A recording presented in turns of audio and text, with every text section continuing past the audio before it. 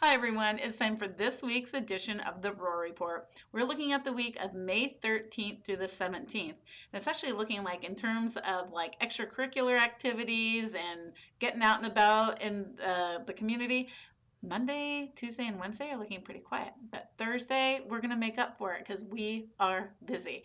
At 9:30 in the morning, our 8th grade students who are in Miss Ruska and Miss Dewar's class are going to head up to the high school to do a little look-see at what next year looks like for 9th graders.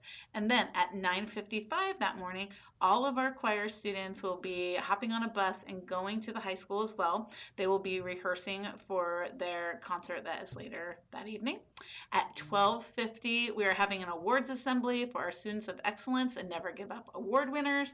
Parents, if your students are receiving one of those awards, you will be notified by the teacher who is going to be recognizing them.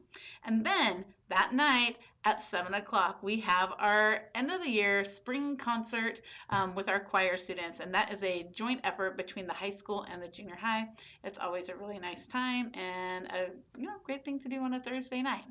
Then Friday, May 17th, we have about 20 kids signed up to go with Miss Norberg to the Women in Trades Career Fair out in Portland. If you are signed up for that, make sure that you have turned in your permission slip and figured out your lunch plans, and then you should be good to go to a really exciting event that we go to every year. Other things that are coming up.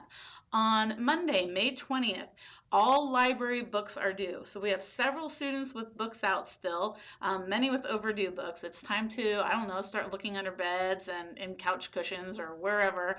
In my car or in my family, they tend to end up in trunks of vehicles. So that's a place to look.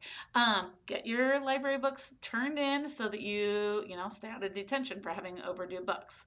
Then the following week, and I'm just kind of putting this on your radar, moms and dads and students, on May 28th and 29th, we are collecting all Chromebooks and chargers. So that's something that every year seems to be a big surprise. We do need the chargers back as well. And staff will be going through Chromebooks with students and looking for any damage, making sure things turn on, there's not missing keys, not missing chargers, cracked screens, anything like that. Students are assigned fees for those, and so make sure that you're taking care of your device. I'm looking at other things here. 7th graders, it's time to register to go to the Washington, D.C. Presidential inauguration trip if you're interested in doing that in January of 2025. You can talk to Mrs. Barnett in the library if that sounds cool to you. And you can just scroll down the Roar Report and see that login right there, and you can hop on their website and take care of that.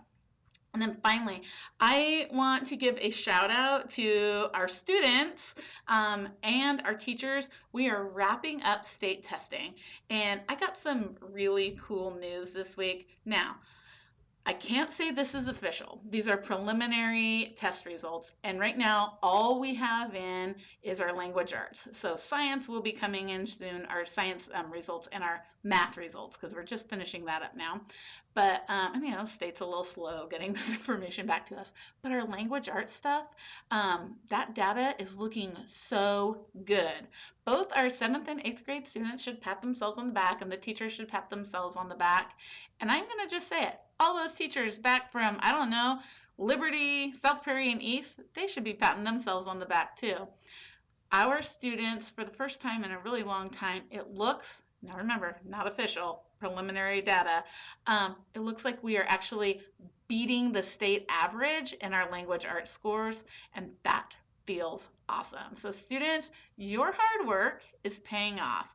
And this just gives me a lot of hope for our science scores and our math scores. Feels good to have a win every now and again, doesn't it? Anyway, folks, take care. It is a great day to be a lion.